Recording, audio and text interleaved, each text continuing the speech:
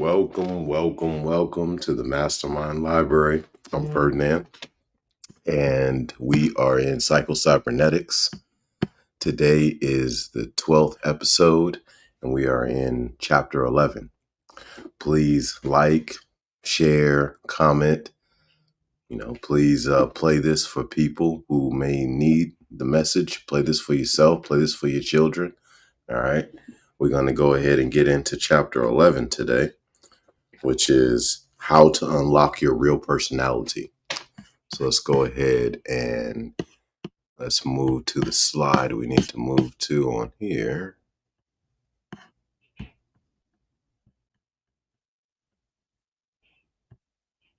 It's chapter 10. Let's go to chapter 11. All right. How to unlock your real personality.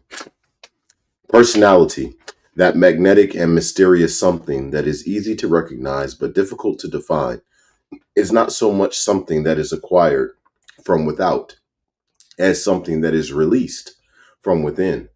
What we call personality is the outward evidence of that unique and individual creative self made in the image of God, that spark of divinity within us, or what might be called the free and full expression of your real self.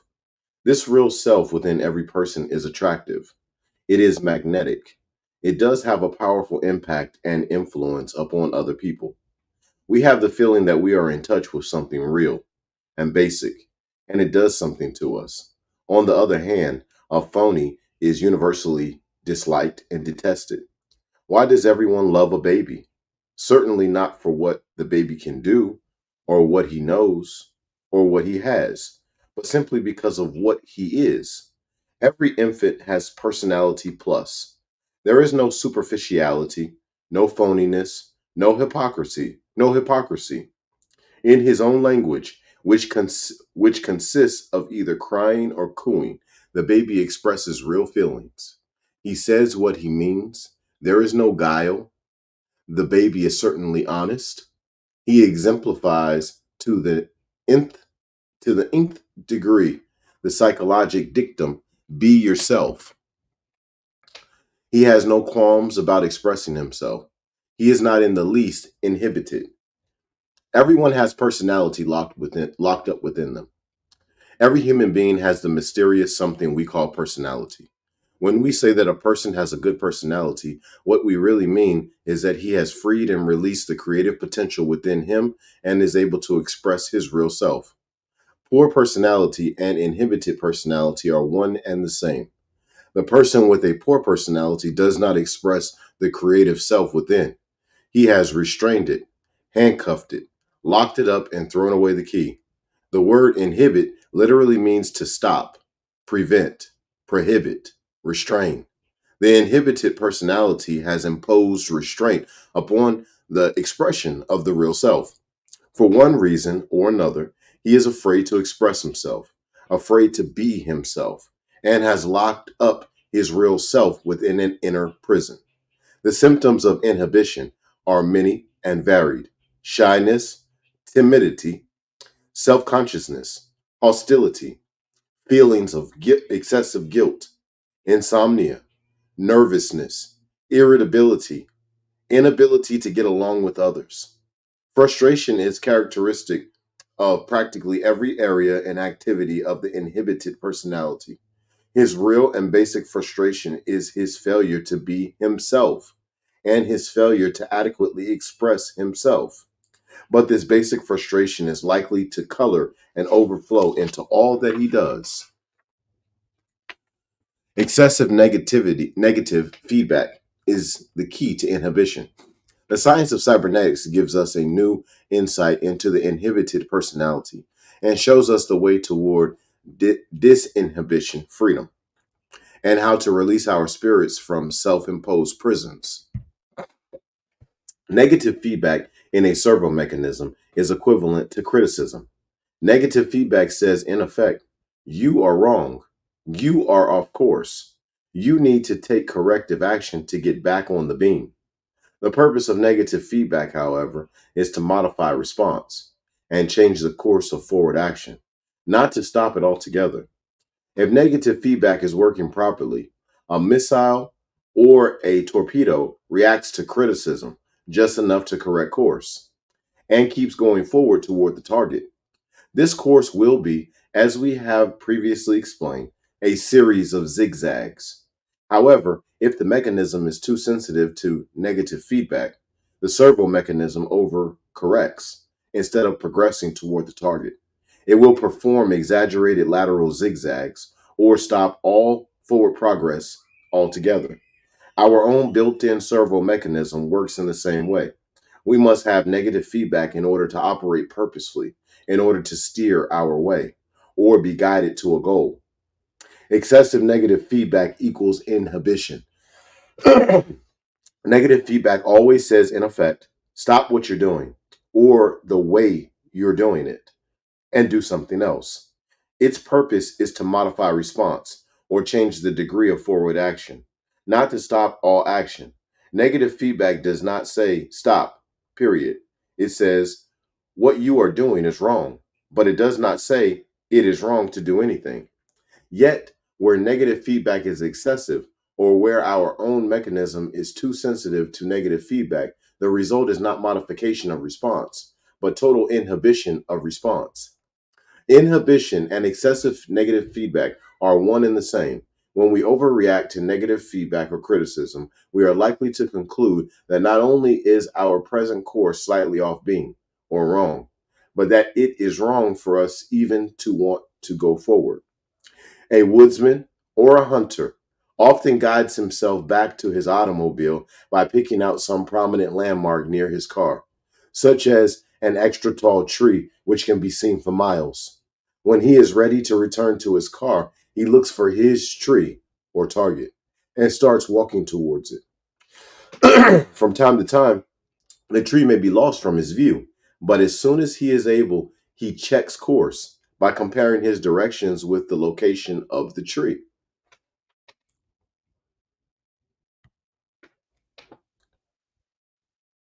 If he finds that his present course is taking him 15 degrees to the left of the tree, he must recognize that what he is doing is wrong. He immediately corrects his course and again walks directly towards the tree. He does not, however, conclude that it is wrong for him to walk. Yet, many of us are guilty of just so foolish a conclusion. When it comes to our attention that our manner of expression is off course, missing the mark, or wrong, we conclude that self expression itself is wrong, or that success for us, reaching our particular tree, is wrong. Keep in mind that excessive negative feedback has the effect of interfering with, or stopping completely, the appropriate response. Stuttering as a symptom of inhibition. Stuttering offers a good illustration of how excessive negative feedback brings on inhibition and interferes with appropriate response. While most of us are not consciously aware of the fact, when we talk, we receive negative feedback data through our ears by listening to or monitoring our own voice. This is the reason that totally deaf individuals seldom speak well. They have no way of knowing whether their voice is coming out as a shriek, a scream, or an unintelligible mumble. This is also the reason that persons born deaf do not learn to talk at all, except with special tutoring. If you sing, perhaps you have been surprised to find that you could not sing on key or in harmony with others while suffering temporary deafness or partial deafness because of a cold. Thus, negative Thus, negative feedback itself is no bar or handicap to speech. On the contrary, it enables us to speak and speak correctly. Voice teachers advise that we record our own voices on a tape recorder and listen back to them as a method of improving tone, enunciation, etc. By doing this, we become aware of errors in speech that we had not noticed before. We are able to see clearly what it is we are doing wrong and we can make correction. However, if negative feedback is to be effective in helping us to talk better, it should one, be more or less automatic or subconscious. Two, it should occur spontaneously or while we're talking. And three, response to feedback should not be so sensitive as to result in inhibition. If we are consciously overcritical of our speech, or if we are too careful in trying to avoid errors in advance, rather than reacting spontaneously, stuttering is likely to result. If the stutterer's excessive feedback can be toned down, or if it can be made spontaneous rather than anticipatory, improvement in speech will be immediate. Conscious self criticism makes you do worse. This has been proved by Dr. E. Colin Cherry of London, England. Writing in the British scientific journal, Nature, Dr. Cherry stated his belief that stuttering was caused by excessive monitoring. To test his theory, he equipped 25 severe stutterers with earphones through which a loud tone drowned out the sound of their own voices. When asked to read aloud from a prepared text under these conditions, which eliminated self criticism, the improvement was remarkable. Another group of severe stutterers was trained in shadow talk to follow as closely as possible and attempt to talk with a person reading from a text or a voice on radio or TV. After brief practice, the stutterers learned to shadow talk easily, and most of them were able to speak normally and correctly under these conditions, which obviated advanced criticism and literally forced them to speak spontaneously or to synchronize speaking and correcting. Additional practice in shadow talk enabled the stutterers to learn how to speak correctly at all times. When excessive negative feedback or self criticism was eliminated, inhibition disappeared and performance was improved. When there was no time for worry or too much carefulness in advance, expression immediately improved. This gives us a valuable clue as to how we may disinhibit or release a locked up personality and improve performance in other areas. Excessive carefulness leads to inhibition and anxiety. Have you ever tried to thread a needle? If so, and if you are inexperienced at it, you may have noticed that you could hold the thread steady as a rock until you approached the eye of the needle and attempted to insert it into the very small opening. Each time you tried to place the thread through the small opening, your hand unaccountably shook and the thread missed the mark. Attempting to pour a liquid into the mouth of a very small necked bottle often results in the same kind of behavior. You can hold your hand perfectly steady until you try to accomplish your purpose. Then, for some strange reason, you quiver and shake. In medical circles, we call this purpose tremor. It occurs It occurs as above in normal people when they try too hard or are too careful not to make an error in accomplishing some purpose. In certain pathological conditions, such as injury to certain areas of the brain, this purpose tremor can become very pronounced. A patient, for example, may be able to hold his hand steady as long as he is not trying to accomplish anything. But let him try to insert his door key into the lock on his front door, and his hand may zigzag back and forth as much as 6 to 10 inches. He may be able to hold a pen steady as long as he is not trying to accomplish anything. He may be able to hold a pen steady enough until he attempts to sign his name. Then his hand tremors uncontrollably. If he is ashamed of this and becomes even more careful not to make an error in the presence of strangers, he may not be able to sign his name at all. These people can be helped, and often remarkably, by training in relaxation techniques where they learn to relax from excessive effort and purposing, and not to be overly careful in trying to avoid errors or failures. Excessive carefulness or being too anxious not to make an error in a form of excessive negative feedback, as in the case of the stutterer who attempts to anticipate possible errors and be overly careful not to make them. The result is inhibition and deterioration of performance. Excessive carefulness and anxiety are close kin. Both have to do with too much concern for possible failure or doing the wrong thing and making too much of a conscious effort to do right. I don't like these cold, precise, perfect people who, in order not to speak wrong, never speak at all. And in order not to do wrong, never do anything. said Henry Ward Beecher. William James' advice to students and teachers.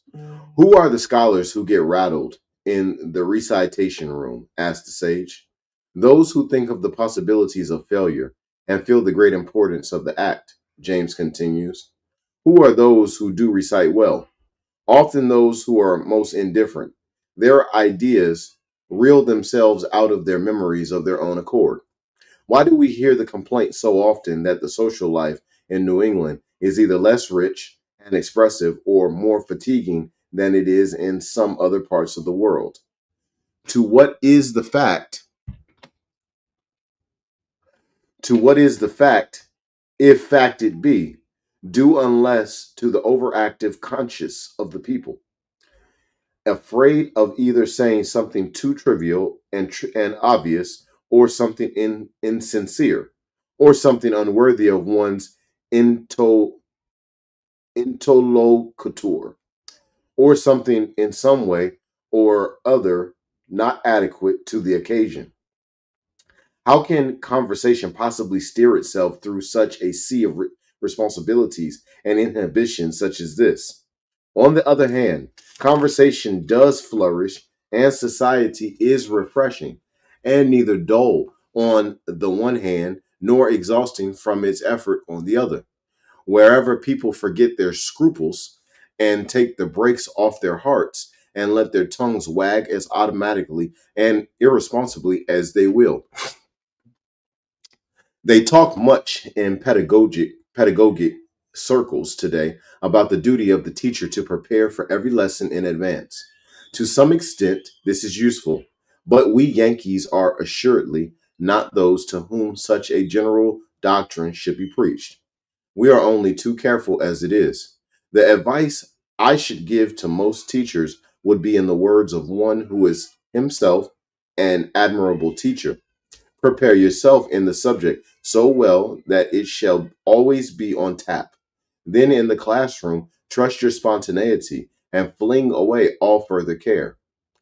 My advice to students, especially to girl students, would be somewhat similar. Just as a bicycle chain may be too tight, so so may one's carefulness and conscientiousness be so tense as to hinder the running of one's mind. Take, for example, periods when there are many successive days of examination impending.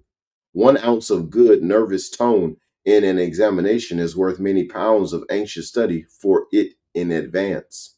If you want really to do your best in an examination, fling away the book the day before. Say to yourself, I won't waste another minute on this miserable thing, and I don't care an iota whether I succeed or not. Say this sincerely and feel it, and go out and play, or go to bed and sleep. And I am sure the results next day will encourage you to use the method permanently. William James on Vital Reserves, Henry Holt and Company, Incorporated, New York. Self consciousness is really others' consciousness. The cause and effect relationship between excessive negative feedback and what we call self consciousness can be readily seen. In any sort of social relationship, we constantly receive negative feedback data from other people. A smile, a frown, 100 different subtle clues of approval or disapproval, interest or lack of interest, continually advise us of how we're doing, whether we're getting across, whether we're hitting or missing the mark, so to speak. In any sort of social situation, there is a constant interaction going on between speaker and listener, actor and observer. And without this constant communication, back and forth, human relations and social activities will be virtually impossible. And if not impossible, certainly dull, boring, non inspiring, and dead, without sparks. Good actors and actresses and public speakers can sense this communication from the audience, and it helps them to perform better. Persons with good personalities who are popular and magnetic in social situations can sense this communication from other people, and they automatically and spontaneously react and respond to it in a creative way. The communication from other people is used as negative feedback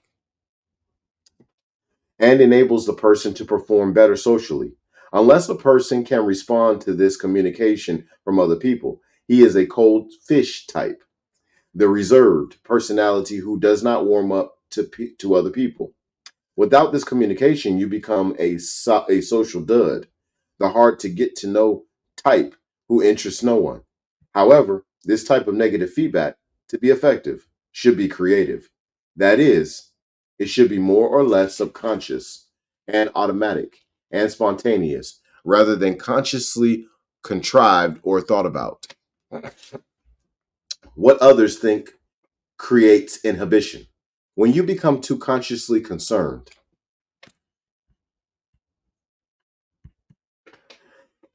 When you become too consciously concerned about what others think, when you become too careful, too to consciously try to please other people, when you become too sensitive to the real or fancy disapproval of other people, then you have excessive negative feedback, inhibition, and poor performance. Whenever you constantly and consciously monitor your every act, word, or manner. Again, you become inhibited and self conscious. You become too careful to make a good impression, and in doing so, choke off, restrain, inhibit, inhibit your creative self, and end up making a rather poor impression. The way to make a good impression on other people is never consciously try to make a good impression on them. Never act or fail to act purely for consciously contrived effect. Never wonder consciously what the other person is thinking of you, how he is judging you. How a salesman cured self consciousness. James Mangan, the famous salesman, author, and lecturer, says that when he first left home, he was painfully self conscious, especially when eating in the dining room of a ritzy or high class hotel. As he walked through the dining room, he felt that every eye was upon him, judging him, critical of him. He was painfully conscious of his every movement, motion, and act, the way he walked, the way he sat down, his table manners, and the way he ate his food. And all these actions seemed stiff and awkward. Why was he so ill at ease? He asked himself. He knew he had good table manners and knew enough social etiquette to get by. Why had he never felt self conscious and ill at ease when eating in the kitchen with Ma and Pa?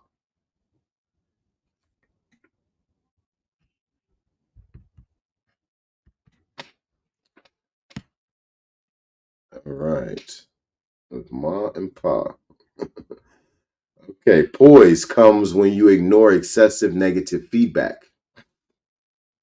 Mangan also found that he could overcome his stage fright and self consciousness when calling upon big shots or in any other social situation by saying to himself, I'm going to eat with Ma and Pa, conjuring up in his imagination how he felt and how he had acted, and then acting that way.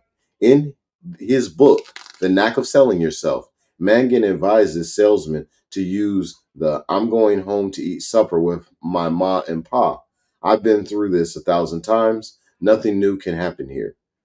Attitude in all sorts of new and strange situations. This attitude of being immune to strangers or strange situations, this total disregard for all the unknown or expected, has a name. It is called poise. Poise is the deliberate shunting aside of all fears arising from new and uncontrollable circumstances. James Mangan, The Knack of Selling Yourself. The Dartnell Corporation, Chicago. It looks like we have ran out of book on the digital, so I'm going to just read. You need to be more self conscious. The late Dr. Albert Edward Wiggum, famous educator, psychologist, and lecturer, said that in his early years he was so painfully self conscious he found it all but impossible to recite in school. He avoided other people and could not talk to them without hanging his head. He constantly fought his self consciousness and tried hard to overcome it, all to no avail. Then one day he got a new idea. His trouble was not self consciousness at all, it was really excessive others' consciousness. He was too painfully sensitive to what others might think of everything he said or did, every move he made. This tied him up in knots. He could not think clearly, and he could not think of nothing to say. And he could think of nothing to say. He did not feel this way when alone with himself. When alone, he was perfectly calm and relaxed, at ease, poised, and he could think of lots of interesting ideas and things to say. And he was also perfectly aware of and at home with himself. Then he stopped fighting and trying to conquer his self-consciousness, and instead concentrated on developing more self-consciousness, feeling, acting, behaving, thinking as he did when he was alone, without any regard to how some other person might feel about or judge him. This total disregard for the opinion and judgment of other people did not result in his becoming callous, arrogant, or entirely insensitive to others. There is no danger of entirely eradicating negative feedback, no matter how hard you may try. But this effort in the opposite direction did tone down his overly sensitive feedback mechanism. He got along better with other people and went on to make his living counseling people and making public speeches to large groups without the slightest degree of self-consciousness. Conscious doth make cowards of us all. So said Shakespeare, and so say modern day psychiatrists and enlightened ministers. Conscious Conscious itself is a learned negative feedback mechanism having to do with morals and ethics. If the learned and stored data is correct concerning what is right and what is wrong, and if the feedback mechanism is not overly sensitive but realistic, the result is, just as with any other goal striving situation, we are relieved from the burden of having to decide constantly as to what is right and wrong. Conscious, Conscious steers us or guides us down the straight and narrow to the goal of correct, appropriate, and realistic behavior insofar as ethics and morals are concerned. Conscious works automatically and subconsciously, as does any other feedback system. However, as Dr. Harry Emerson Fosdick says, your conscience can fool you. Your conscience itself can be wrong. It depends upon your own basic beliefs concerning right and wrong. If your basic beliefs are true, realistic, and sensible, conscience becomes a valuable ally in dealing with the real world and in sailing upon the ethical sea. It acts as a compass which keeps you out of trouble, as a mariner's compass keeps him off the reefs. But if your basic beliefs are themselves wrong, untrue, unrealistic, or nonsensible, these declinate these declinate your compass and get it off true north, just as magnetic bits of metal can disturb the compass of the mariner and guide him into trouble rather than away from it. Conscious can mean many things to many people.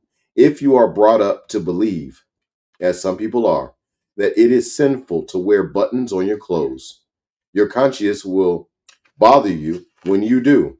If you are brought up to believe that cutting off another human's head, shrinking it, and hanging it on your wall is right, proper, and a sign of manhood, then you will feel guilty, unworthy, and undeserving if you haven't managed to shrink a head. Head shrinking savages would no doubt call this a sin of omission. Conscience's job is to make you happy, not miserable. The purpose of conscience is to help make us happy and productive, not the other way around.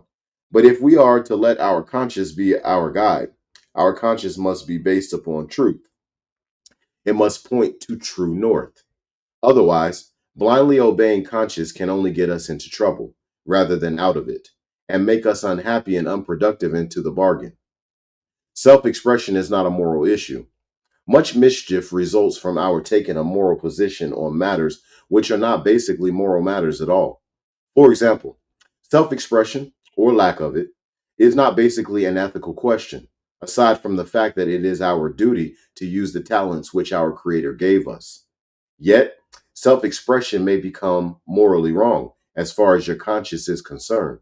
If you are squelched, shut up, shamed, humiliated, or perhaps punished as a child for speaking up, expressing your ideas, showing off.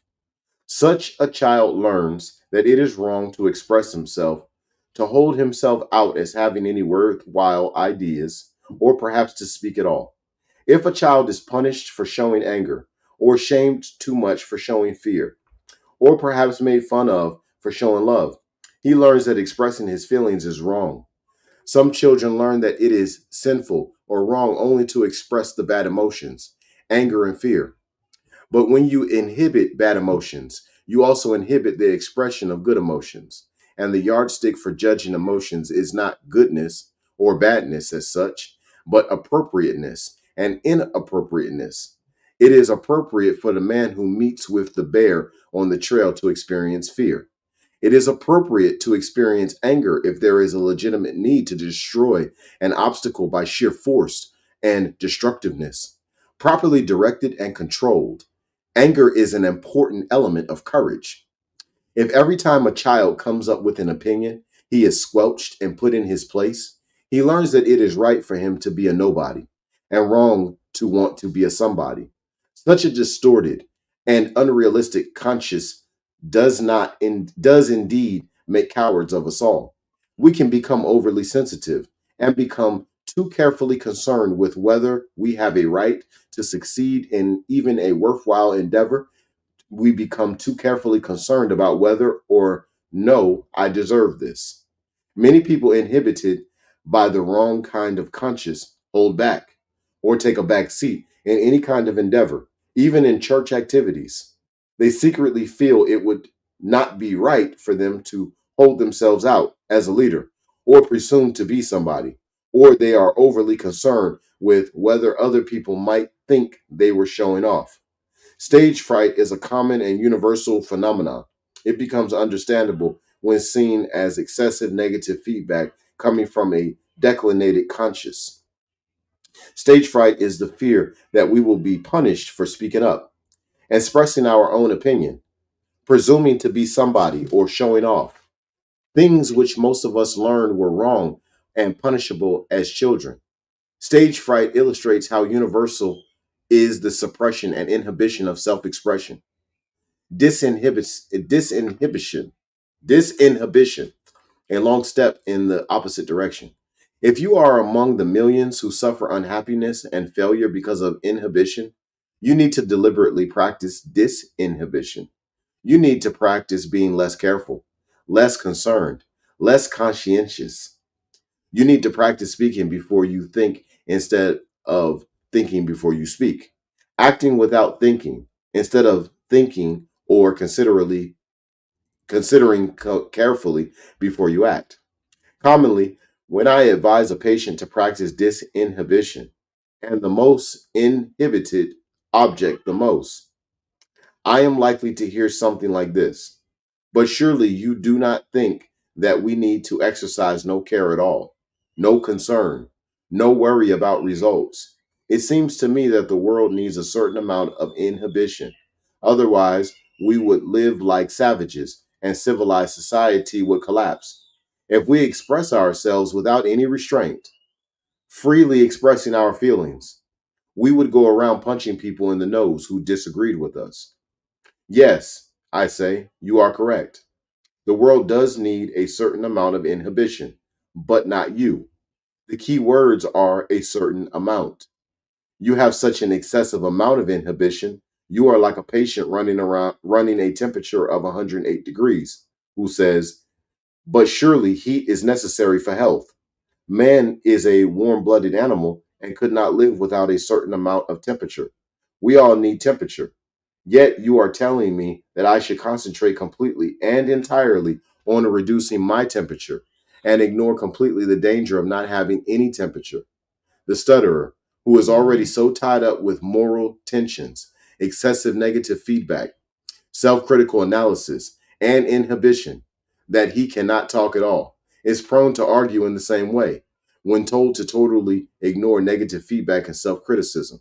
He can cite you numerous proverbs, apothegms, and the like to prove that one should think before he speaks, that an idle and careless tongue gets you into trouble, and that one should be very careful of what he says and how he says it because good speech is important, and a spoken word cannot be recalled. All that he is saying, in effect, is that negative feedback is a useful and beneficial thing, but not for him. When he totally ignores negative feedback by either being deafened by a loud tone or by shadow talk, he speaks correctly. The straight and narrow path between inhibition and disinhibition. Someone has said that the inhibited, worry-warty, anxiously concerned personality stutters all over. Balance and harmony are what is needed. When the temperature has gone too high, the doctor attempts to lower it. When it has sunk too low, he attempts to raise it. When a person cannot sleep enough, a prescription is given to make the patient sleep more.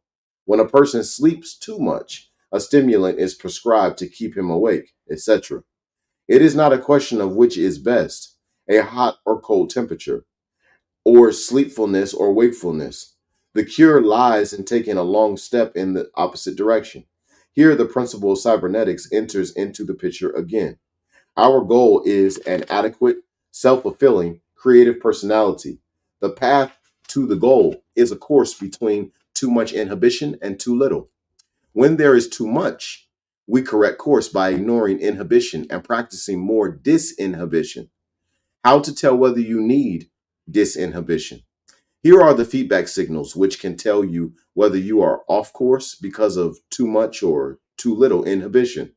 If you continually get yourself into trouble because of overconfidence, if you habitually rush in where angels fear to tread, if you habitually find yourself in hot water because of impulsive, ill considered actions, if projects backfire on you because you always practice acting first and asking questions later, if you can never admit you're wrong, if you are a loud talker and a blabbermouth, you probably have too little inhibition. You need to think more of consequences before acting. You need to stop acting like a bull in a china shop and plan your activities more carefully. However, the great majority of people do not fall in the above category. If you are shy around strangers, if you dread new and strange situations, if you feel inadequate, worry a lot, are anxious, overly concerned, if you are nervous, and feel self conscious. If you have any nervous symptoms such as facial tics, blinking your eyes unnecessarily, tremor, difficulty in going to sleep, if you feel ill at ease in social situations, if you hold yourself back and continually take a back seat, then these are all symptoms showing that you have too much inhibition. You are too careful in everything. You plan too much. You need to practice St. Paul's advice to the Ephesians. Be careful in nothing. Practice exercises one. Don't wonder in advance what you are going to say.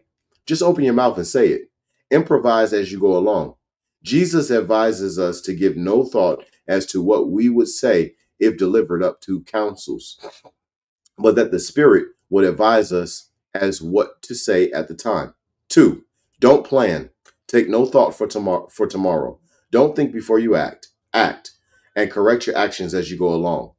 This advice may seem radical, yet it is actually the way all servo mechanisms must work. A torpedo does not think out all its errors in advance and attempt to correct them in advance.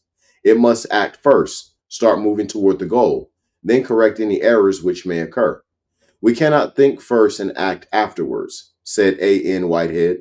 From the moment of birth, we are immersed in action and can only fitfully guide it by taking thought. Three, stop criticizing yourself. The inhibited person indulges in self critical analysis continually. After each action, however simple, he says to himself, I wonder if I should have done that. After he has gotten up courage enough to say something, he immediately says to himself, maybe I shouldn't have said that. Maybe the other person will take it the wrong way. Stop all this tearing yourself apart.